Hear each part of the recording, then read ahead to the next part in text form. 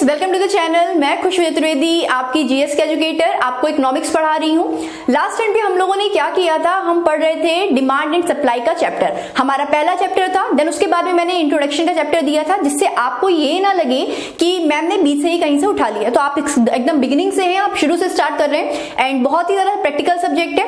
हालांकि क्या किया था, हम लोगों ने डिमांड एंड सप्लाई का इंट्रोडक्शन स्टार्ट कर दिया था एंड मैंने आपको बता दिया था कि जो प्राइस इलास्टिसिटी ऑफ डिमांड होती है, ये होती है 5 टाइप्स की। इन 5 टाइप्स में स्टार्टिंग की जो 3 टाइप्स है उनको हम लोग डिस्कस कर चुके थे, यानी कि perfectly inelastic, perfectly elastic and unit elastic. बची हुई जो 2 इलास्टिसिटी ऑफ डिमांड है उनको भी हम लोग क्या करेंगे, डिस्कस करेंगे। तो आइए डिस्कस कर लेते हैं, स्टार्ट करते हैं। आपकी क्या जो आपका 4th टाइप था, किसका टॉपिक में डाल देती हूँ यहाँ पे हेडिंग, डिमांड एंड सप्लाई। ठीक, डिमांड एंड सप्लाई का ये जो टॉपिक आपको पढ़ना है, उसमें हम लोग पढ़ रहे हैं इलास्टिसिटी ऑफ डिमांड के बारे में, जिसका 4th टाइप था, जिसको हम लोग बोल रहे थे क्या, आपका highly elastic elasticity of demand. ठीक, जब इसकी बात करते हैं, अगर मैं इसको हिंदी में बोलना चाहूंगी तो कैसी है ये, उच्चतम है आपकी लोचदार क्या, मांग की लोच। इसको पढ़ना है एंड पढ़ने से पहले हम लोग क्या करते हैं, फिर से हम लोग एक सिंपल सा ग्राफ बना लेते हैं। हम लोगों ने फिर से क्या किया है, ग्राफ बनाया है। ये है आपका एक्स एक्सिस, ये है आपका वाई एक्सिस, यहाँ पे है आपका 0 एंड इस साइड में हम लोग हमेशा से रिप्रेजेंट करते हैं किस चीज को, आपकी प्राइस को। तो प्राइस इधर रखेंगे, इधर रखेंगे हम लोग आपकी क्वांटिटी डिमांडेड। ठीक, कि क्वांटिटी कितनी डिमांड करी जा रही है, उस क्वांटिटी डिमांडेड को भी हम लोग को क्या करना है, यहाँ पे प्लेस करना है। देन अब क्या है, सिचुएशन क्रिएट करनी है। देखिए होता क्या है कि स्टार्टिंग में मान लीजिए कि किसी भी प्रोडक्ट के जो प्राइस है वो कितने थे आपके 12। ठीक, जब वो प्रोडक्ट आपको 12 रुपए का मिलता था तो आप लोग क्या करते थे, उस प्रोडक्ट की आप करीबन 10 यूनिट खरीद लेते थे। यानी कि आपने क्या करनी थी, 10 यूनिट। सपोज जब ये मार्कर आपका 12 रुपए का मिलता था तो आप ऐसे 10 मार्कर खरीद लेते थे। देन क्या हुआ, एकदम से इस प्राइस के, या बोलिए इस मार्कर के जो प्राइस थे वो हो गए क्या, कम। 12 से होकर के ये हो गए कितने आपके 10। तो जब 10 प्राइस हो गए किसके, आपके इस मार्कर के, तो इसकी जो डिमांड थी बहुत ज्यादा इंक्रीज होगी कि कम इंक्रीज होगी। तो आपको यहाँ पे फोकस करना है किसके ऊपर, हाईली इलास्टिक, यानी कि मूल्य में, प्राइस में, कीमत में आने वाले जरा से परिवर्तन के फलस्वरूप या परिवर्तन होने के बाद आपका जो प्रोडक्ट होता है उसकी जो मार्केट में डिमांड होती है वो कैसे हो जाती है, बहुत ज्यादा बढ़ जाती है, इंक्रीज हो जाती है। तो आपने देखा यहाँ पे highly elastic elasticity of demand में कि जब प्राइस 12 से कितने हो गए, 10 हो गए, तो इसी प्रोडक्ट जो आपकी डिमांड थी वो 10 से कितनी हो गई, 20। कितनी हो गई, 20। अब देखिएगा हम लोग अपने फॉर्मूले में रखेंगे कि बोलेंगे percentage change in quantity demanded upon percentage change in price. यही था आपका। तो आपने यहाँ पे क्या लिखना है, आपको ईडी निकालना है एट पी पे, यानी कि प्राइस इलास्टिसिटी ऑफ डिमांड की आप लोग क्या कर रहे हो, बात कर रहे हो। तो हम लोगों ने यहाँ पे क्या लिखा कि आपका क्वांटिटी डिमांडेड में कितना परिवर्तन आया, 10 यूनिट का परिवर्तन आया। तो आपने यहाँ पे लिखनी है 10 यूनिट एंड आपने क्या करना है, 10 और 2 के 5 के बीच में, आप बोलेंगे 10 के बीच में, 12 के बीच में आपका किसका डिफरेंस है, 2 का डिफरेंस है। तो आपने यहाँ पे रखा 2, कट करेंगे तो आएगा आंसर कितना, 5। अब लिखिए, ऐसा नहीं है कि इसका जो प्राइस होता है वो 5 ही आता है। इसका प्राइस क्या होता है, जब आप इलास्टिसिटी ऑफ डिमांड की प्राइस की बात करेंगे, किसकी, आप highly elastic elasticity of demand की अगर बात करेंगे तो आप देखेंगे क्या कि इसकी जो वैल्यू होती है ईडी की एट पी पे, जो वैल्यू होती है वो क्या होती है, हमेशा 1 से ज्यादा होती है और हमेशा इन्फिनाइट से होती है कम। इतना याद रखना है। अब क्या है, अब हमें इसको डालना है एग्जाम्पल कि क्या इसका बेस्ट एग्जाम्पल हो सकता है अगर हम लोग इसको अपनी डेली लाइफ में क्या करें, इंप्लीमेंट करें। देखिए अगर कोई चीज बहुत ज्यादा क्या होती है, महंगी मिलती है एंड बहुत ज्यादा महंगी मिलने के बाद में वो चीज अगर कैसी होती है, आपकी मार्केट में सस्ती मिलने लगती है, जरा सा भी परिवर्तन उसके प्राइस में आता है, तो हम लोग क्या करते हैं, हम लोग भागे भागे फिरते कि उसको हम लोग ज्यादा मात्रा में क्या कर ले, खरीद ले। तो अगर मैं ऑफलाइन बैचेस में होती तो मैं क्या करती, मैं बनाती आपके ये 5 सर्कल्स। ठीक, इनका मतलब है आपकी ऑडी की कार।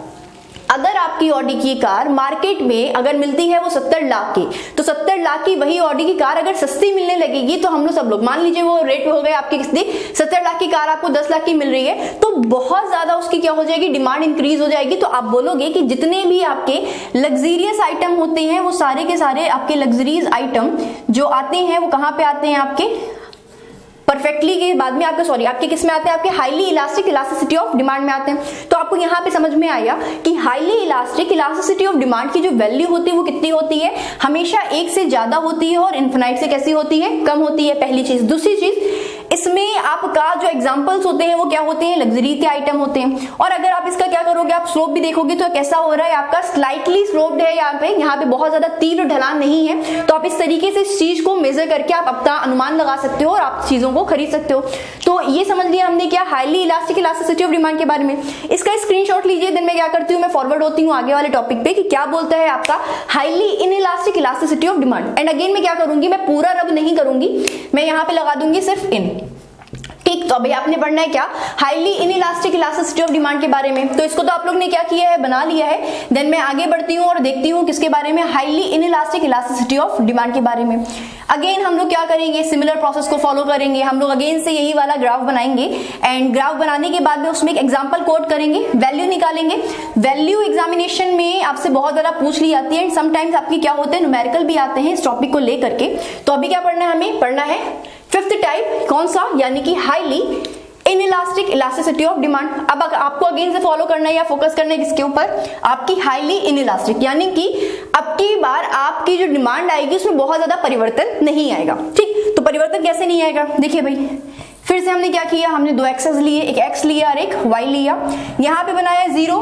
देन यहाँ पे आपकी फिर से क्या आ जाएगी, आपकी आ जाएगी प्राइस एंड इधर आ जाएगी आपकी क्यूडी। मैं पूरा नहीं लिख रही हूँ, क्वांटिटी डिमांडेड। देन देखेंगे भाई क्या होता है कि अगर आपकी परफेक्टली या बोलेंगे highly inelastic elasticity of demand की बात मैं अगर करूं तो इसमें क्या होता है कि मान लेते हैं किसी प्रोडक्ट के प्राइस पहले स्टार्टिंग में कितने थे, आपके प्राइस थे 15।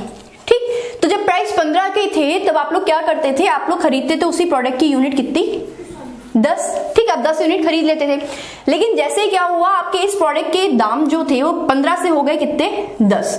तो अगर हम लोग यूनिट इलास्टिक की बात करते तो हमारी क्वांटिटी कितनी हो जाती, 15 हो जाती। लेकिन यहाँ पे क्या होता है कि आपका जो प्राइस होता है वो 10 से घट करके कितना हो जाता है, ये आपका प्राइस जो होता है वो आपकी जो इनइलास्टिक है ना, तो आपकी 15 से 10 प्राइस होने के बाद भी इसकी जो डिमांड होती है वो बहुत ज्यादा इंक्रीज नहीं होती और कितनी होती है, ज्यादा से ज्यादा 10 से 15। समझ लीजिएगा आप क्या, यहाँ पे आप देखोगे बिल्कुल आपका कैसा ग्राफ बन रहा है, आपका एकदम से ज्यादा स्टीप है, ये बहुत ज्यादा तीव्र है। तो अगर आप इसको फॉर्मूले में पुट करोगे तो आप देखोगे क्या कि हाईली इलास्टिक या बोलेंगे highly inelastic elasticity of demand की चेंज इन क्वांटिटी डिमांडेड कितना है आपका, 2 यूनिट का है। ठीक, और अगर हम लोग बात करेंगे किसकी, चेंज इन प्राइस की, तो यहाँ पे क्या है आपका 5 है। अगर मैं इसको कट करती हूँ तो इसकी वैल्यू आएगी 0.4। ठीक है, तो 0.4 आया आपका आंसर। तो जब आप निकालोगे किसके बारे में, आप highly inelastic elasticity of demand की बात करोगे, इसकी वैल्यू की बात करोगे, तो इसकी जो वैल्यू होती है वो कितनी होती है, हमेशा इसकी वैल्यू या इलास्टिसिटी ऑफ डिमांड की वैल्यू हो जाती है आपकी हमेशा 0 से ज्यादा। ठीक, ये हमेशा 0 से ज्यादा होगी लेकिन कम होगी किससे, 1 से। अब एग्जाम्पल है ना कि हम लोग को अपनी पर्सनल लाइफ में क्या एग्जाम्पल होता है उसको देखना है। तो अगर हम लोग एग्जाम्पल देखेंगे तो यहाँ पे आपका एग्जाम्पल आता है किसका, पेट्रोल का। किसका आता है, पेट्रोल का। अब यहाँ पे आपको लगाना है ब्रेन। देखिए नॉर्मली अगर आपका पेट्रोल 70 रुपए का मिल रहा था, 70 रुपए से वो पेट्रोल अगर 55 रुपए का भी हो गया सपोज, ठीक है, 70 रुपए का पेट्रोल अगर आपका 65 रुपए का भी हो गया, मैं 5 यूनिट का ही डिफरेंस ले रही हूँ, तो आप लोग क्या करोगे, आप ज्यादा से ज्यादा अपनी गाड़ी की टंकी फुल करवा लोगे। आपकी गाड़ी की जितनी कैपेसिटी होगी आपके व्हीकल की, आप उसके अकॉर्डिंग क्या करोगे, आप पूरी की पूरी टंकी फिल करा लोगे। अब ऐसा तो नहीं करोगे ना कि आप अपने घर से चम्मच ला रहे हो, आप बाल्टी ला रहे हो या कोई भी डिफरेंट तरीके की चीजें ला रहे हो कि हाँ भाई ये चीज सस्ती हो गई है, बहुत ज्यादा दाम में परिवर्तन आया है तो मैं बहुत ज्यादा खरीद लूंगा। तो ये आपका एग्जांपल क्या है, आपका मैच हो गया है कि जो पेट्रोल होता है या आपकी ऐसी वो सारी की सारी चीजें जिनके दाम बहुत ज्यादा कम होने के बाद भी हम उनकी बहुत ज्यादा मात्रा नहीं खरीद सकते, क्योंकि वो क्या हो जाएंगी आपके लिए आपकी कैपेसिटी के बाहर है। तो आप अपनी कैपेसिटी के बाहर नहीं खरीदते हो, वो चीजें आप खरीद लेते हो जितनी आपकी कैपेसिटी में, आपकी क्षमता में शामिल होती हैं। तो यहाँ पे प्राइस इलास्टिसिटी ऑफ डिमांड के सारे टाइप्स क्या हो गए, कंप्लीट हो गए कि परफेक्टली इनइलास्टिक थी, परफेक्टली इलास्टिक थी, यूनिट इलास्टिक थी, हाईली इनइलास्टिक थी एंड हाईली इनइलास्टिक थी। अभी क्या करना है, आपको समझना है आपकी एक और इलास्टिसिटी ऑफ डिमांड होती है, इसको हम लोग बोलते हैं इनकम इलास्टिसिटी ऑफ डिमांड।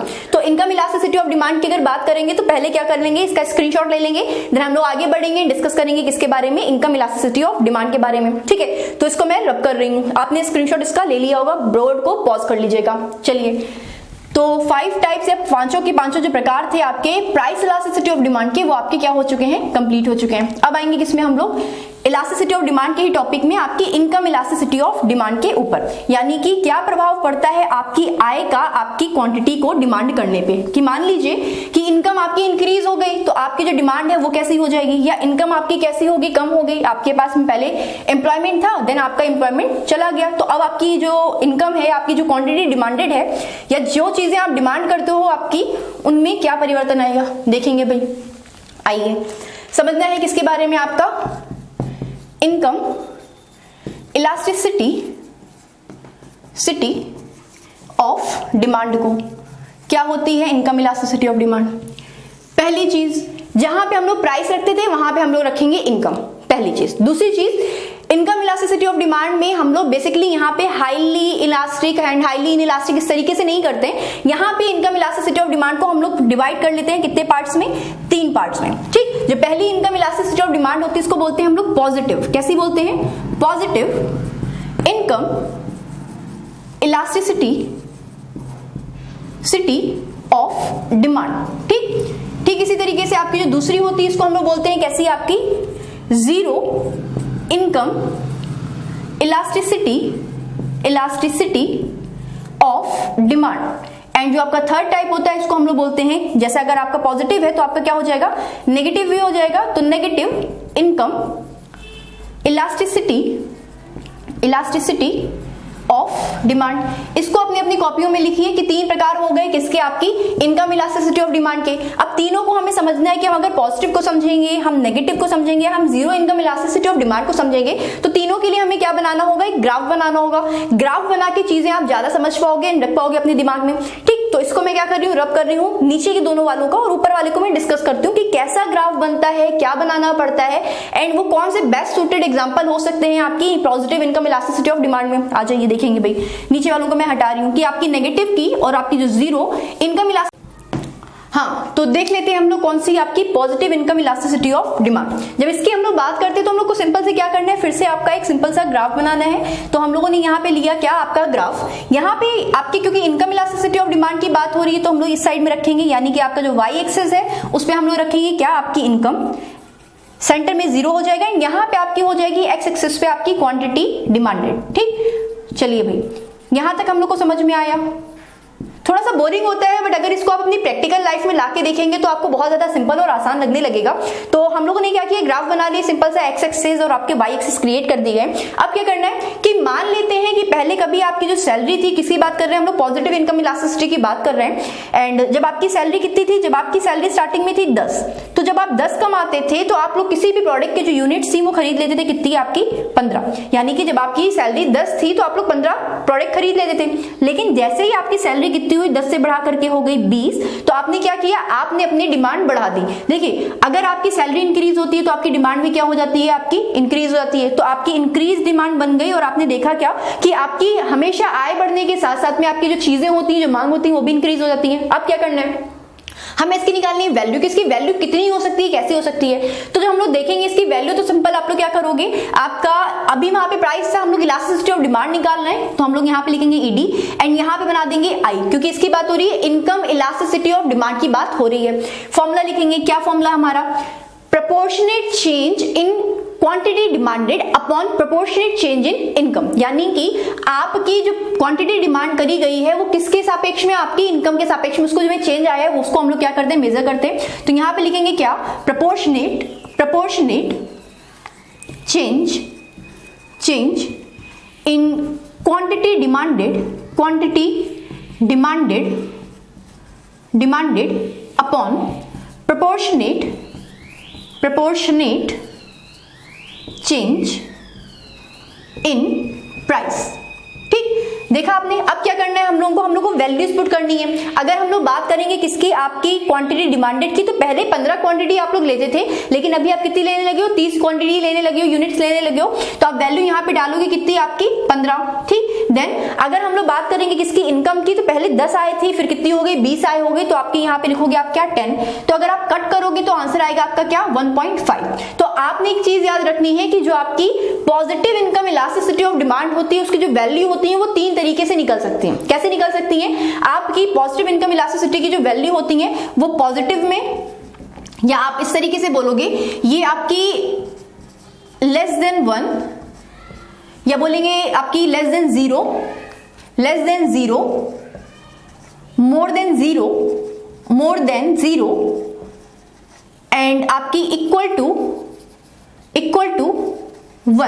ये हो सकती है आपकी कौन सी, आपकी positive income elasticity of demand, यानी कि 0 से ऊपर होगी या 1 होगी या 0 से कम भी होगी। कौन सी आपकी positive income elasticity of demand. हाँ, लेकिन ये आपकी इनकम इलास्टिसिटी ऑफ डिमांड 0 कभी भी नहीं होती, आपको याद रखना है। तो आप लोग बोल सकते हो कि आपकी लेस देन 0 हो जाएगी। आप इसको यहाँ पे 0 की जगह में आप लिख लीजिए यूनिट इलास्टिक। क्या लिख लीजिए आप, यूनिट इलास्टिक ज्यादा बेटर रहेगा, यूनिट और यहाँ पे भी यूनिट, ठीक, यूनिट इलास्टिक है। तो आपकी पॉजिटिव इनकम इलास्टिसिटी ऑफ जो डिमांड होती है वो कैसी होती है आपकी, हमेशा आय बढ़ने के साथ आपकी जो चीजें आप लोग खरीदते हो उसमें जो मांग होती है वो इंक्रीज हो जाती है।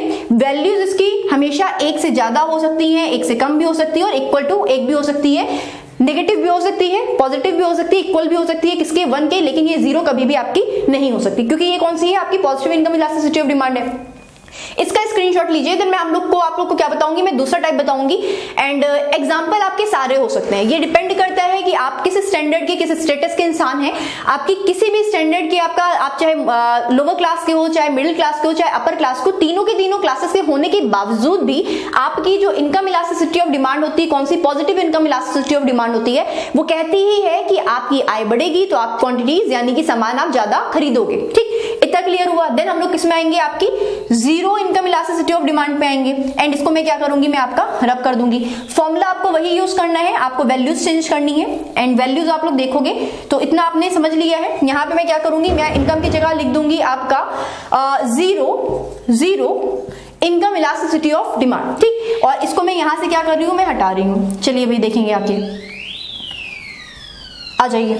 0 इनकम इलास्टिसिटी ऑफ डिमांड की बात हो रही है, यहां से वैल्यूज मैंने क्या करी है, हटा दी है, सेपरेट कर दी है। अब क्या करना है, हमें फिर से बनाना है ग्राफ, और हम लोग जब ग्राफ देखेंगे तो हम लोग देखेंगे यहाँ पे क्या है, आपका y एक्सिस है, यहाँ पे x एक्सिस है, यहाँ पे 0 है इस साइड में, यानी कि y एक्सिस के ऊपर आपकी है इनकम एंड इस साइड में है आपकी क्या, क्वांटिटी डिमांडेड। ठीक, QD हमें यहाँ पे लिख लेनी है, क्वांटिटी डिमांडेड हमें यहाँ पे कर लेनी है, इसको हमने यहाँ पे कर लिया। देन अगेन देखेंगे, मानते हैं क्या कि आपकी स्टार्टिंग में इनकम थी कितनी, 10। जब आप 10 कमाते थे तब आप किसी भी प्रोडक्ट की 15 यूनिट्स खरीद लेते थे। देन आपने क्या किया, आपकी जो सैलरी थी वो 10 से बढ़कर के हो गई 20। 10 से बढ़कर के 20 होने वाली आय होने के बावजूद भी जो आपकी क्वांटिटी होती है उसमें कोई भी परिवर्तन नहीं पड़ता, यानी कि आपकी जो क्वांटिटी होती है वो एज इट इज ही रहती है। तो यहाँ पे आप उसको इस तरीके से भी समझ सकते हो कि आपकी कितनी भी आय बढ़ जाए, आप कुछ सामान होते हैं, कुछ सर्टेन प्रोडक्ट्स होते हैं, उनको आप नहीं खरीदते। तो जैसे कि अगर मैं आपकी डेली लाइफ में बात करूंगी, फिर अभी क्या करते हैं, पहले इसकी वैल्यूज रख लेते हैं। तो एग्जांपल हम लोग बाद में देखेंगे। क्या है, यहाँ पे आपने क्या रखना है, फिर से वैल्यू रखनी है कि परसेंटेज चेंज या आपका बोलेंगे proportionate change in quantity demanded अभी भी कितनी है, आपकी 0 है, क्योंकि कोई भी परिवर्तन नहीं आया, पहले भी 15 थी, अभी भी 15 है। प्राइस में आपका फर्क आ गया, आपकी इनकम में फर्क आ गया, कितना हो गया, 10 से आपकी 20 हो गई है। तो अगर 0 को 10 से डिवाइड करेंगे तो आंसर क्या आएगा, 0। तो 0 इनकम इलास्टिसिटी ऑफ डिमांड जो होती है उसकी जो वैल्यू होती है वो हमेशा कितनी होती है, 0 होती है। तो यहाँ पे आपको क्या हुआ, ये समझ में आ गया। अब अगर इसको आप लोग क्या करो, अपनी प्रैक्टिकल लाइफ में अगर देखो कि ऐसी कौन सी चीजें होती हैं, तो आप लोग फिर से बोल सकते हो कि आपकी कितनी भी आय बढ़ जाए, ठीक है, लेकिन आप दवाइयां ज्यादा खरीदना शुरू नहीं कर देते हो। आपकी कुछ ऐसी अननेसेसरी चीजें होती हैं, या बोलेंगे कुछ ऐसी चीजें होती हैं जो आपकी जब आपको जरूरत होती है आप तभी खरीदते हो, उसका आपकी आय के ऊपर, आपकी जो कीमत है दवाई की या मेडिसिन की, उसके ऊपर कोई भी प्रभाव नहीं पड़ता। तो अगर आप मेडिसिन की बात करेंगे, अगेन यहाँ पे कितनी भी इनकम बढ़ जाए, कितनी भी इनकम घट जाए, आपको जितनी दवाई खानी है आप उतनी दवाई खाओगे ही खाओगे। इसका स्क्रीनशॉट ले लीजिए। देन मैं क्या करती हूँ, मैं आगे बढ़ती हूँ and negative income elasticity of demand जो है उसको भी मैं आपसे क्या करती हूँ, डिस्कस कर देती हूँ। चलिए फटाफट से स्क्रीनशॉट ले लिया इसका, आते हैं आगे बढ़ते हैं। स्पीड मेरी ज्यादा नहीं है एंड अगर आप लोग क्लास में भी होते तो आप लोग समझते, थोड़ा सा मैं अगर धीरे करूंगी तो सिलेबस कंप्लीट नहीं होगा, तो प्लीज डोंट माइंड, पढ़ लीजिएगा इस तरीके से। तो अभी मैं इसको हटा रही हूँ, आपने देखा क्या इसके बारे में, यानी कि 0 इनकम इलास्टिसिटी के बारे में देखा आपने। देन हम लोग क्या करेंगे, हम लोग बढ़ेंगे आगे और हम लोग डिस्कस करेंगे किसको, आपकी जो negative income elasticity of demand है उसको। अब आपको समझ में आएगा कि आपकी जो यूनिट इलास्टिक थी, यानी कि जो आपकी पॉजिटिव इनकम इलास्टिसिटी थी, उसकी जो वैल्यू थी वो आपने क्या करी थी, उसमें आपकी जो वैल्यू थी आपने पॉजिटिव, नेगेटिव एंड 0 तीनों कर ली थी। लेकिन जब हम लोग बात करेंगे किसकी, आपकी negative income elasticity of demand की, तो उसको भी क्या करना है, हमने समझ लेना है। देखिए भाई क्या है आपकी negative income elasticity of demand, elasticity city of demand. चलिए भाई इसकी बात कर रहे हैं तो नेगेटिव है क्योंकि, तो आप फिर से अपने आप से आइडिया लगा सकते हो कि फिर से हम लोग क्या करेंगे, हम दो एक्सेस लेंगे, एक लेंगे हम लोग एक्स एक्सेस और एक लेंगे हम लोग कौन सा एक्सेस, आपका वाई एक्सेस। अगेन यहाँ पे जीरो होगा, रट जाएंगी, मैक्सिमम बार आया, मैक्सिमम टाइम्स आप जब चीजें देखोगे तो आप उसको उसी तरीके से क्या करने लगोगे, समझने लगोगे। यहाँ पे आपकी क्या है, इनकम है, एंड यहाँ पे आपकी क्या है, क्वांटिटी डिमांडेड, यानी कि आपकी जो की गई मांग है किसी भी प्रोडक्ट की वो क्या हो रही है, कैसे हो रही है, इसको भी आपको क्या करना है, आपने देखना है। जब अगर मैं बात करूंगी किसकी, आपकी negative income elasticity of demand की, तो आप लोग देखोगे क्या, समझिएगा इस चीज को, समझना है सिंपल सा आपको। आपने देखा क्या कि मान लीजिए स्टार्टिंग में आपकी सैलरी थी कितनी, 10, आपकी 10 इनकम होती थी, और जब आपकी इनकम 10 होती थी तो आप लोग किसी प्रोडक्ट की खरीदते थे कितनी यूनिट, 12 यूनिट, कितने यूनिट्स, 12 यूनिट्स। देन क्या हुआ, आपकी जो सैलरी थी वो आप लोग की क्या हो गई, इंक्रीज होकर के हो गई कितनी, आपकी 30। तो आए 10 से 30 होने के बाद आपने क्या किया, वो जो 12 यूनिट्स आप खरीदते थे उस 12 यूनिट्स को आपने घटा के कर दिया कितना, 10। कितना कर दिया, 10। तो अगर आप इसको अभी अपने फॉर्मूले में पुट करेंगे तो आप देखेंगे क्या कि proportionate change in quantity demanded कितना है, 2 का है।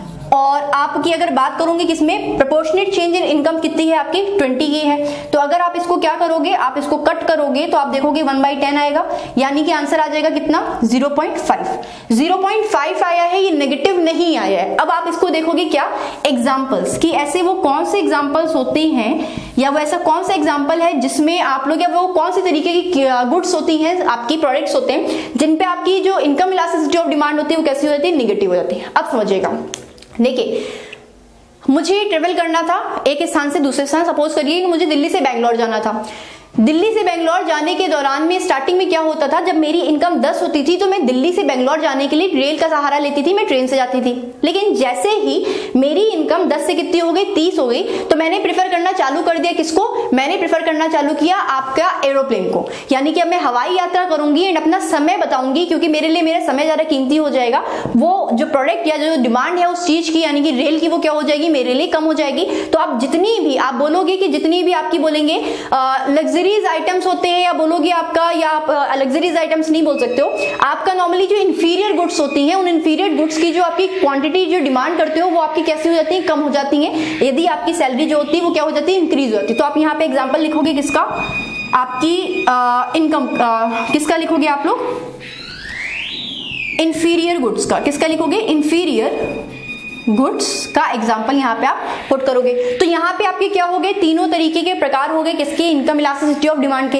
इसका स्क्रीनशॉट लीजिए, देन मैं क्या करती हूँ, मैं आपको बताती हूँ कि क्या होती हैं सुपीरियर गुड्स, क्या होती हैं इंफीरियर गुड्स, क्या होती हैं आपकी गिवन गुड्स, क्या होती हैं आपकी सब्स्टिट्यूट गुड्स, एंड क्या होती हैं आपकी कॉम्प्लीमेंट्री गुड्स। तो इन पांचों की जो आपकी गुड्स हैं उनके बारे में भी हम लोग क्या कर लेंगे, डिस्कस कर लेंगे। तो स्क्रीनशॉट ले लिया होगा, इसको मैं रब कर रही हूँ, देखते हैं आगे चल के।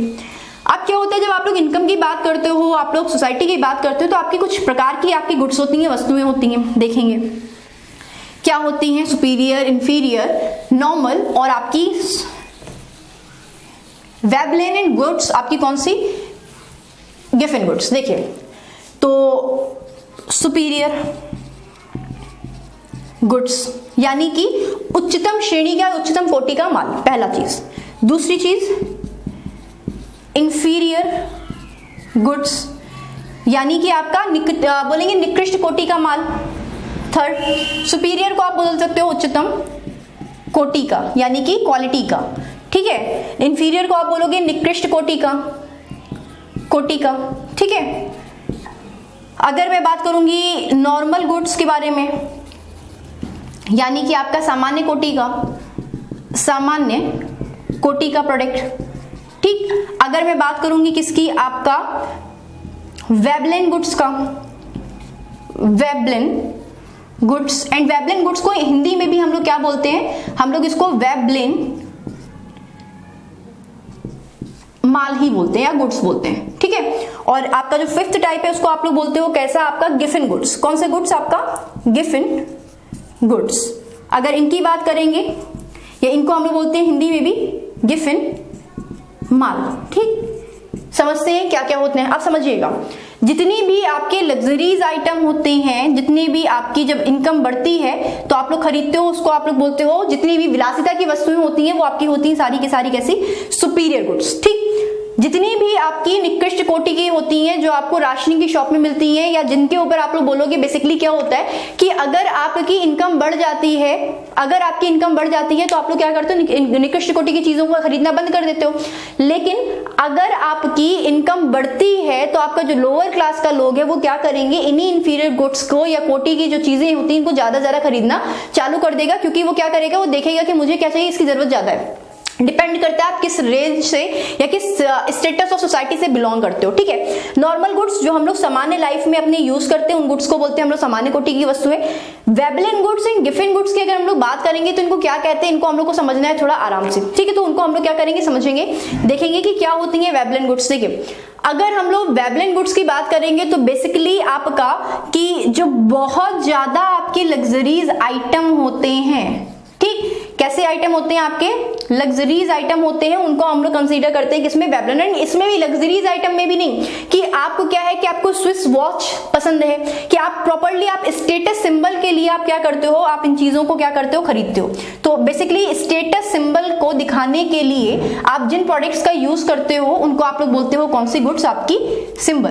ठीक, आपकी वो वाली गुड्स हो जाती है आपकी कौन सी, आपकी वेबलिन गुड्स। समझ रहे हैं कि आपके पास में सैलरी है, आपके पास में इनकम है एंड आपकी डिजायर भी है चीजों को खरीदने की, लेकिन आप क्या करोगे, आप उसी लग्जरी गुड्स के भी आइटम्स में जो सबसे ज्यादा आपके स्टेटस को इंक्रीज करेगी, आप वो प्रोडक्ट को क्या करके आओगे, लेके आओगे। तो वो होती है आपकी वेबलिन गुड्स जो आपका स्टेटस शो करती हैं। देन अगर बात करेंगे हम लोग किसकी, गिफिन गुड्स की। गिफिन माल क्या होता है, तो इसका साधारण सा सिंपल सा एग्जांपल क्या है, जैसे अभी मैं बोल रही थी कि अगर मैं लोअर कैटेगरी की बात करूंगी तो वहां पे क्या होता है कि क्योंकि आप ये जो गिफिन गुड्स होती हैं इनका कोई बेस्ट ऑल्टरनेटिव आपको नहीं मिलता।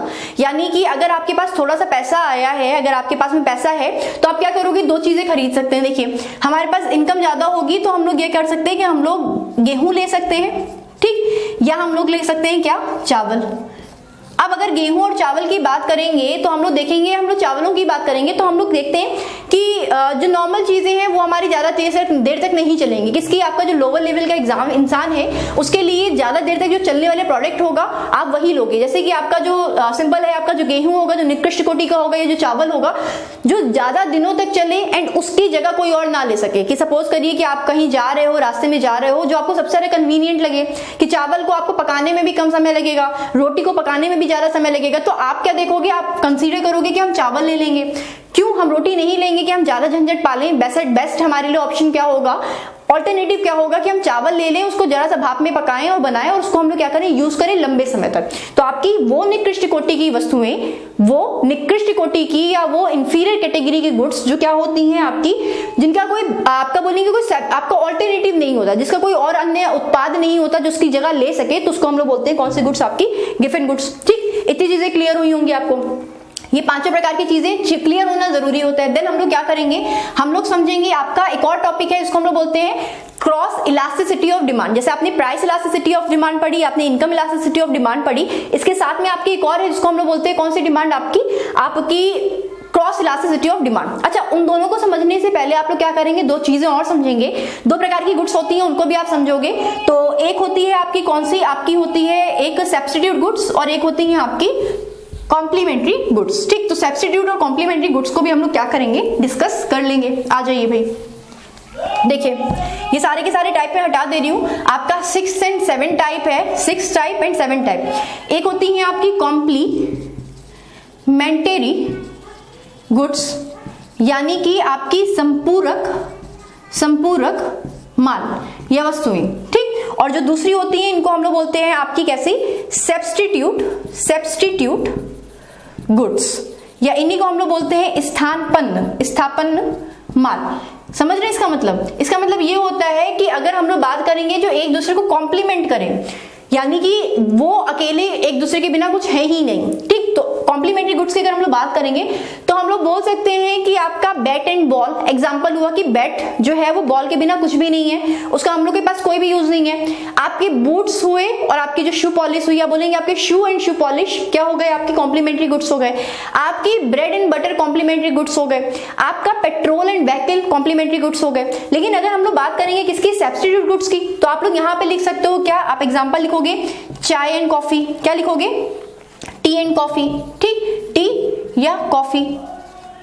अगर आपके पास में कॉफी अवेलेबल नहीं है तो आप टी ले आओगे, या आप क्या करोगे, फेंटा एंड कोला, कि आपको फेंटा नहीं मिल रहा है तो आपने क्या लिया, आपने कोला ले लिया, आप कोका कोला पी लोगे जाकर के। तो इन दोनों को हम लोग क्या बोलते हैं, सब्स्टिट्यूट गुड्स बोलते हैं। अब क्या होता है, अब आती है आपकी क्रॉस इलास्टिसिटी ऑफ डिमांड, किस तरीके से काम करती है इसको भी आप समझिएगा। तो उसका सिंपल सा क्या है, एक डायग्राम है, तो क्रॉस इलास्टिसिटी ऑफ डिमांड को भी हम लोग क्या करेंगे, पढ़ लेंगे, आ जाइए समझते हैं, ठीक है। तो कॉम्प्लीमेंट्री एंड आपकी कौन सी थी, आपकी सब्स्टिट्यूट गुड्स के बारे में हम लोगों ने देख लिया कि संपूरक माल क्या होता है और आपका पूरक माल कौन सा होता है या स्थापन्य माल कौन सा होता है। तो अब क्या पढ़ना है, हमें पढ़नी है क्रॉस इलास्टिसिटी ऑफ डिमांड, यानी कि प्राइस इलास्टिसिटी डिमांड के बाद में इनकम इलास्टिसिटी ऑफ डिमांड के बाद में आपकी जो तीसरी डिमांड आती है इलास्टिसिटी ऑफ डिमांड की, इसको हम लोग बोलते हैं क्रॉस इलास्टिसिटी ऑफ डिमांड का। आप बेसिकली बोल सकते हो कि क्रॉस इलास्टिसिटी ऑफ डिमांड में इफेक्ट देखा जाता है एक उत्पाद का दूसरे उत्पाद के ऊपर, यानी कि अगर एक उत्पाद के प्राइस जो है उनमें परिवर्तन आ रहा है तो क्या परिवर्तन आ रहा है उससे दूसरे उत्पाद की क्वांटिटी की डिमांडेड में। तो आप यहां पे लिख सकते हो कि effect of one products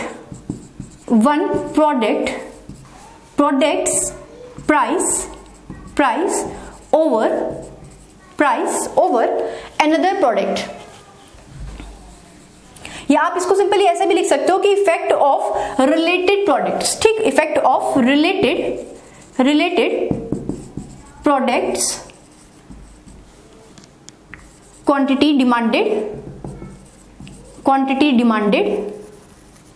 and price, यानी कि प्राइस पे और आपकी जो क्वांटिटी डिमांड करी गई है उसका प्रभाव देखा जाता है जो संबंधित उत्पाद होते हैं उनके ऊपर। एंड सिंपल अगर इसको हम लोग फॉर्मूले के आधार पे समझना चाहेंगे कि क्या होता है क्रॉस इलास्टिसिटी ऑफ डिमांड का फॉर्मूला, तो उसको हम लोग देखेंगे कि एक एरो बनाएंगे नीचे, यहाँ पे लिखेंगे हम लोग इलास्टिसिटी ऑफ डिमांड ऑन सी, क्योंकि हम लोग बात कर रहे हैं किसकी, क्रॉस इलास्टिसिटी ऑफ डिमांड की। तो इसको हम लोग लिखेंगे क्या कि प्रोपोर्शनेट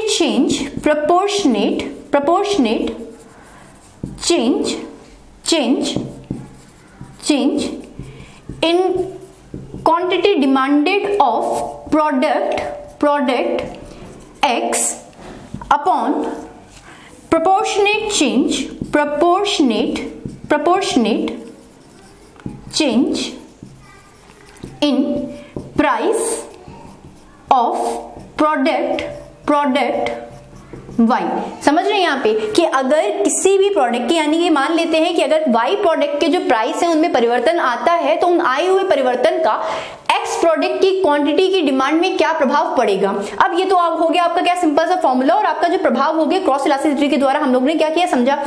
अब क्या होता है, बेसिकली इसके होते हैं टाइप्स, और टाइप्स में क्या होता है कि आपकी एक होती है कॉम्प्लीमेंट्री गुड्स और एक होती है आपकी सब्स्टिट्यूट गुड्स। तो इन कॉम्प्लीमेंट्री सब्स्टिट्यूट गुड्स को ही हम लोग क्या करेंगे, समझेंगे किसमें, आपकी क्रॉस इलास्टिसिटी ऑफ डिमांड के टाइप्स में। तो इसका स्क्रीनशॉट ले लीजिए, मैं क्या करती हूँ, मैं आगे बढ़ती हूँ एंड मैं डिस्कस करती हूँ आपसे क्या types of cross elasticity of demand, ठीक। तो इसको मैं क्या कर रही हूँ, हटा रही हूँ, देखिए भाई आ जाइए, यहाँ पे इफेक्ट्स देखे थे। अब अगर हम लोग टाइप्स की बात करेंगे तो आप देखोगे क्रॉस इलास्टिसिटी ऑफ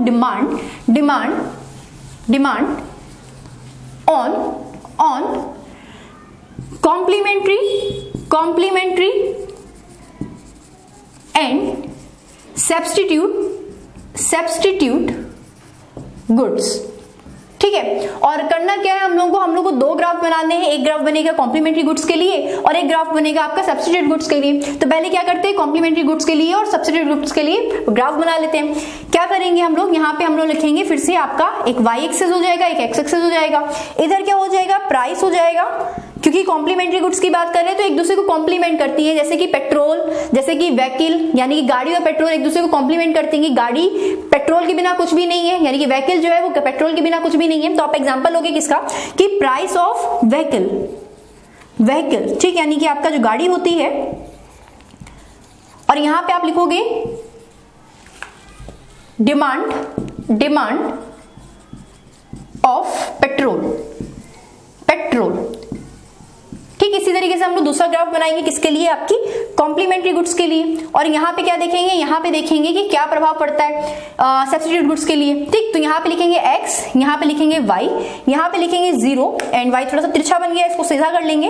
लीजिए भाई, ये हो गया y एक्सिस। अब क्या है, सब्स्टिट्यूट गुड्स क्या होती है कि हम लोग एक दूसरे को इंटरचेंज कर सकते हैं। यानी कि अगर मेरा चाय पीने का मन नहीं है तो मैं क्या पीऊंगी, मैं कॉफी पीऊंगी। तो आप लोग क्या लिखोगे, यहाँ पे लिखोगे प्राइस ऑफ कॉफी एंड यहाँ पे लिखेंगे आप लोग क्या, डिमांड ऑफ टी।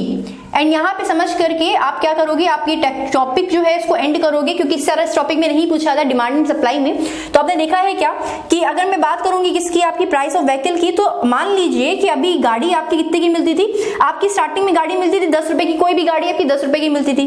जब 10 रुपए की गाड़ी मिलती थी तो आप उस गाड़ी की, या बोलेंगे आप 15 यूनिट पेट्रोल पड़वा लेते थे उस गाड़ी में। ठीक, अब क्या हुआ, जैसे ही आपकी गाड़ी की कीमत 10 से क्या हो गई 15। कैसी हो गई, 15। अब आप समझिएगा कि गाड़ी की कीमत कैसी हो गई, 10 से 15 हो गई। तो ऑब्वियस है कि आपका जो पेट्रोल होगा उसकी डिमांड को आप क्या कर दोगे, कम कर दोगे, क्योंकि एक दूसरे को कॉम्प्लीमेंट करती है। गाड़ी महंगी होगी तो आप गाड़ी नहीं खरीदोगे तो पेट्रोल कहां पर लेके जाओगे, तो आप क्या कर दोगे, उसकी डिमांड को कर दोगे कम।